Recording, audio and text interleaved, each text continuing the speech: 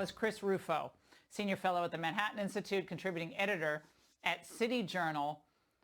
Chris, tell us what else you have your hands on. Yeah, this is the first of 10 reports. Over the next 10 weeks, I'm going to be exposing 10 of the Fortune 100 companies that have adopted critical race theory in the workplace. As you said, it's not just in K through 12 schools. It's now in corporate offices. They're ripping these employees apart. They're designating them oppressor and oppressed based on their skin color, their sexuality, their religion, their nation of origin. And then they're using this divisive ideology to mask, in many cases, their bad behavior. I'm going to expose it. American Express is first, and there's going to be many more to come. Yeah, I remember the old commercial, Chris, don't leave home without it. Like, don't leave home without Ibram Kendi or without self-loathing. And what I don't understand is, how is this creating a more harmonious workplace where people, sometimes people have give and takes, and I mean, you should be in our staff meetings. People are always talking over each other.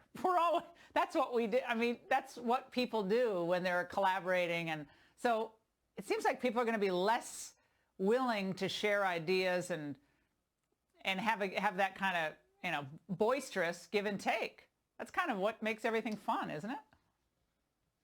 Yeah, that actually is exactly what's happening. I've talked to a number of sources in many companies around the country.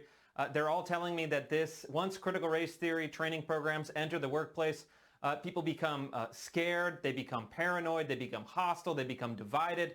They're constantly worrying about this elaborate new anti-racist etiquette, what you can say, what you can't say.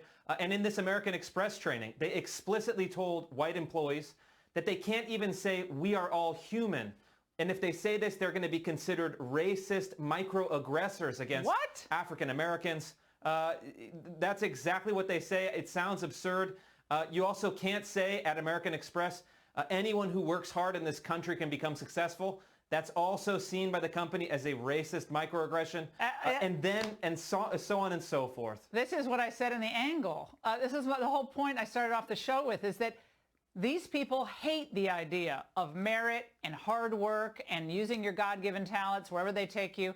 They have to drive fear in the workplace, just like they have to drive fear in the classroom. And by the way, Chris, the employee training manual you got your hands on, they also brought in this radical activist, Khalil Muhammad. Now, he had something to say about the country's policing system just a few months ago. Watch.